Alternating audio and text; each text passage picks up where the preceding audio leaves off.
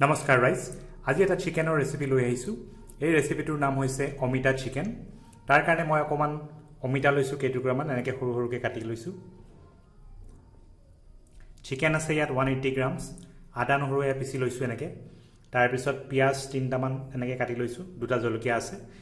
আৰু শেষত ইয়াত মিলাব লগা মছলাখিনি ইয়াত বনাই লওঁ। এতিয়া এইখিনি অকল চিকেনৰ জোখেৰে দিম, বাকী মানে অমিতাখিনি আৰু পিঁয়াজৰ জোখেৰে অলপমান ফ্ৰাই কৰাৰ সময়ত নিমখ দিব লাগিব। এতিয়া দিছোঁ এইখিনি প্ৰথমতে নিমখ, হালধি, এয়া অকণমান জালুকৰ গুড়ি আৰু অকণমান ৰেড চিলি পাউডাৰ। এই মছলাখিনি আমি এতিয়া চিকেনত সানি ল'ম আৰু বেলেগ একো মছলা নিদিওঁ। খালি তেলত যেতিয়া পিঁয়াজ ফ্ৰাই কৰিম তেতিয়া তাতে অকণমান গোটা জিৰা আৰু কেইটামান ইলাচি দিম। এতিয়া আমি এইখিনি ইয়াত মিলাই দিওঁ। মিলাই দিওঁতে ইয়াত অকণমান মিঠাতেলো দি দিওঁ, তেতিয়া মেৰিনেট কৰোঁতে ভাল হয়।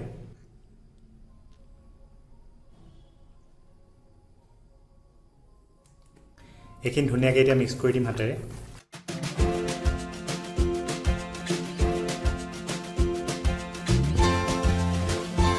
এতিয়া আমি লাহেকৈ গেছত কেৰাহীটো উঠাই চিকেনখিনি বনোৱা ষ্টাৰ্ট কৰোঁ।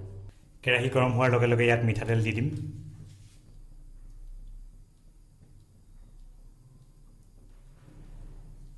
তেল গৰম হোৱাৰ লগে লগে আমি ইয়াত পিঁয়াজ আৰু জলকীয়াখিনি দি দিম।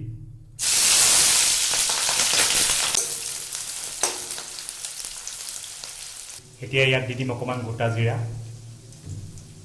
আৰু কেইটামান ইলাচি।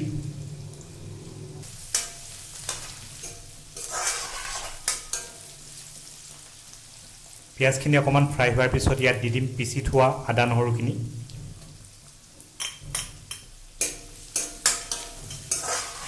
গোটেই মছলাখিনি অলপ ফ্ৰাই হোৱাৰ পিছত এতিয়া আমি ইয়াত দি দিম অমিতাৰ টুকুৰাকেইটা। তাৰপিছত এতিয়া এই কেৰাহীত থকা বস্তুখিনিৰ জোখেৰে নিমখ হালধি দি দিম।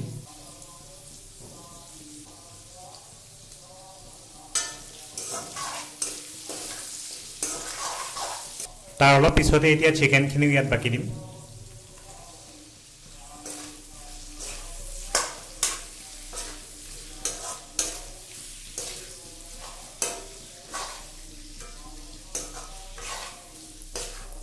এতিয়া আমি ইয়াত ঢাকনি এখন লগাই দিম। এই চিকেনখিনি এতিয়া পানী নিদিয়াকৈ শুকানে প্ৰায় 20 মিনিটমান ফ্ৰাই কৰিব লাগিব। অলপ দেৰি মূৰে মূৰে ঢাকনখন দাঙি লৰাই দি থাকিব লাগিব যাতে তলত লাগি নধৰে।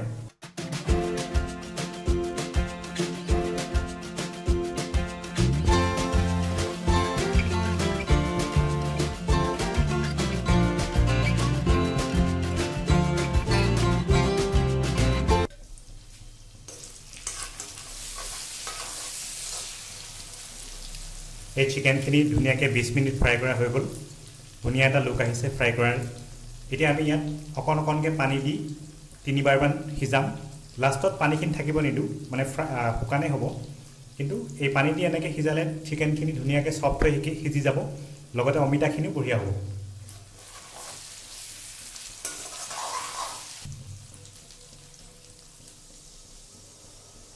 প্ৰথমতে এনেকৈ অকণমান পানী দি লৈছোঁ। এতিয়া জুইটো কমাই ৰাখিম আৰু এইখিনি পানী যেতিয়া নাইকিয়া হৈ যাব তেতিয়া আকৌ পানী দিম। তেনেকৈ 3বাৰ দি সিজাম।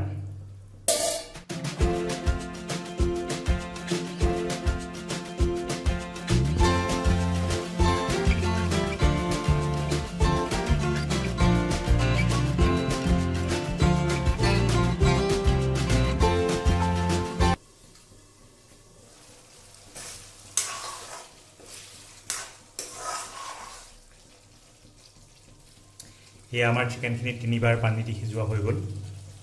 এতিয়া অকণমান গ্ৰেভি আছে আৰু এইখিনি একেবাৰে দিব পাৰি। পনীয়াকৈ জোল নাই। এতিয়া আমাৰ এই অমিতা চিকেন ৰেডি হৈ গৈছে। এতিয়া আপোনালোকে ধুনীয়াকৈ ভাতৰ লগত নাইবা ৰুটিৰ লগত খাই এনজয় কৰিব পাৰিব। এয়া ওচৰৰ পৰা দেখাই দিছোঁ, বিৰাট ধুনীয়া হৈছে। এয়া আমি আজি প্লেটত ছাৰ্ভ নকৰোঁ, কাৰণ ইয়াৰ পৰা কেৰাহীৰ পৰাই লৈ খাম। আশা কৰোঁ আমাৰ আজিৰ এই অমিতা চিকেনৰ ৰেচিপিটো আপোনালোকে চাই ভাল পালে। যদি চাই ভাল পালে ভিডিঅ'টো লাইক কৰিব, শ্বেয়াৰ কৰিব আৰু আমাৰ মতা ৰান্ধনি চেনেলটো ছাবস্ক্ৰাইব কৰিবলৈ নাপাহৰিব। আজিলৈ এৰিছোঁ, ধন্যবাদ।